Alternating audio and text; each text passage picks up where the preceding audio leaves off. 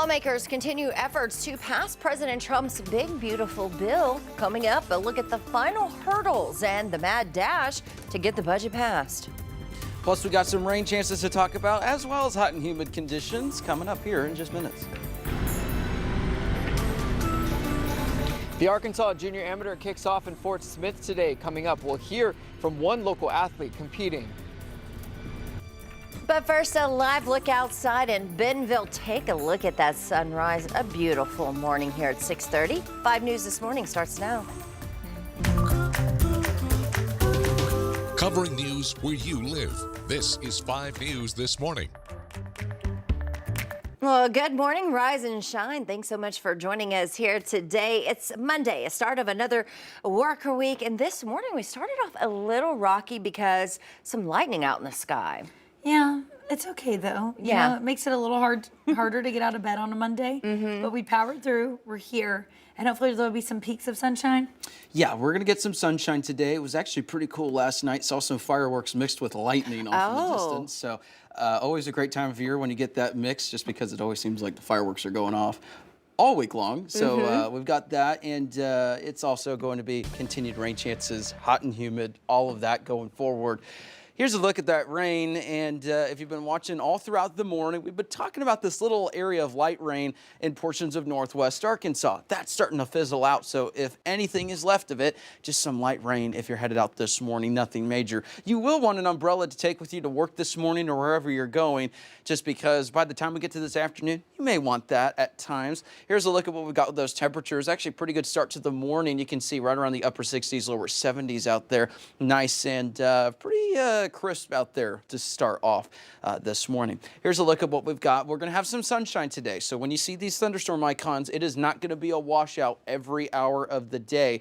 We have these rain chances throughout the day that we want you to be aware of. So don't cancel those plans. You can still go out there and enjoy it. Just be mindful. Once we get to noon and into this evening, that's when scattered showers and thunderstorms may develop, and not everyone's going to see them all day. Not everyone's going to see strong storms. We just want you to be aware of the potential. Here's a look at the headlines for today. Storm chances, of course, today. Hot and muggy temperatures going forward, and then a brief look at your 4th of July forecast will be coming up here in just minutes. That's a look at your weather. Let's go ahead and take a look at the traffic across the region, and you're looking at I-540 in the Arkansas River. This is a really beautiful view this morning. You can see sun is rising. Nice little reflection on the Arkansas River. Traffic is flowing. No major updates so far. We'll have more details here on the weather coming up. All right, thanks for that, Joshua. Well, we are following some breaking news this morning where police are describing the killing of 2 firefighters in northern Idaho as a total ambush. Police say a 3rd firefighter was also injured. Authorities say a suspect is believed to have set a fire on purpose.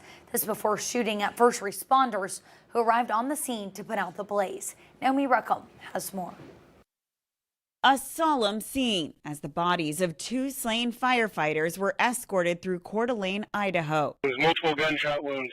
2 Coeur d'Alene firefighters are down. Local police say they were killed when firefighters came under sniper fire around 2 p.m. local time, shortly after responding to a wildfire on Canfield Mountain. At least 1 other firefighter was injured. Police now believe the suspect set the fire intentionally. This was a total ambush.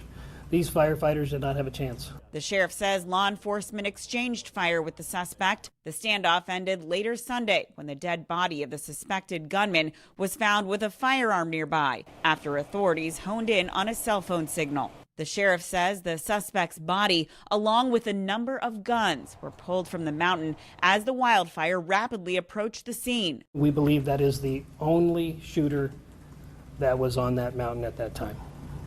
So there is no threat to the community at this time. Multiple state and local agencies, along with the FBI, responded to the scene. A no-fly zone had been in effect as helicopters flew over the mountain, carrying snipers and deploying heat-seeking technology in the search for the suspect. A shelter-in-place order was lifted shortly after the body was found, though authorities are warning the public to stay away from the mountain due to the active fire. Investigators are expected to go up to collect more evidence this morning. Naomi Ruckham, CBS News.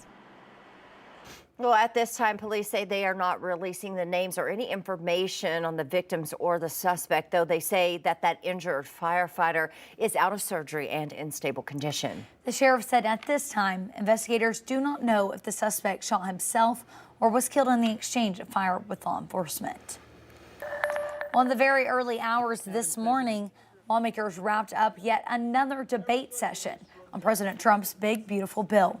The final vote on the package could come as soon as today, while Republicans push to pass the budget bill by a self-imposed July 4th deadline. The legislation includes spending for border security, defense and energy production, while cutting health care and nutrition programs. Democrats strongly oppose. This is a fraud that would make the Enron scammers blush. Late Saturday, the Senate advanced the bill after hours of delay. Meanwhile, overnight, the president posted on social media about the U.S.'s strike on Iranian nuclear sites earlier this month. Trump wrote, "I am not offering Iran anything, nor am I even talking to them since we totally obliterated their nuclear facilities." The president has said that he would be talking with Iranian leaders this week, though officials there never confirmed this. Well, a fugitive captured after 3 years and accused in the shooting death of another Rogers teen is expected to appear in court this morning. Alejandro Zenon Reyes pleaded not guilty to manslaughter and other charges in the death of 17-year-old Alexis Nguyen. Zenon Reyes, who was 14 at the time of Alexis's death, had been on the run and fled to Mexico. Zenon Reyes is being charged as an adult, and according to the latest Benton County Court docket, a pretrial hearing will be held at 8 o'clock this morning.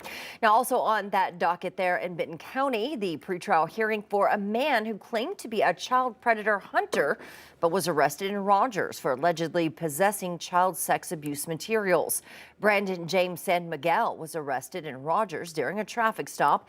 Investigators say he had an outstanding warrant out of California for child sex abuse materials. Well, Attorney General Tim Griffin announced a court decision allowing Arkansas to ban certain cannabis products.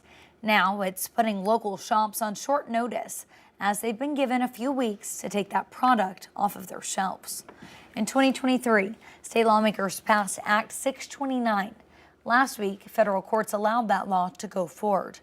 The act would, according to its sponsors, ban products with substances like Delta-8, which is often found in cannabis. The FDA says Delta-8 is unapproved and dangerous for kids. But one store owner who sells products that came from the cannabis plant says the 25-page act could put him out of business and says that his products are not dangerous. Verbiage in that legislation, such as ingredients, the process of extraction and things like that, which basically deem all of my products except a handful that's over here on the shelf, illegal.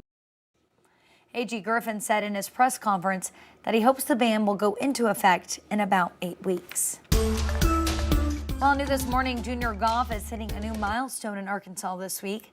The state's top young talent competing in the full 54-hole championship with world ranking implications. Yeah, 5 News reporter Jacob Luthi joining us live this morning at the Hardscrabble Country Club in Fort Smith there with more on this premier event. Good morning, Jacob. Yeah, good morning, Joe. Good morning, Tiffany. We are here at the Arkansas Junior Amateur right here in Fort Smith.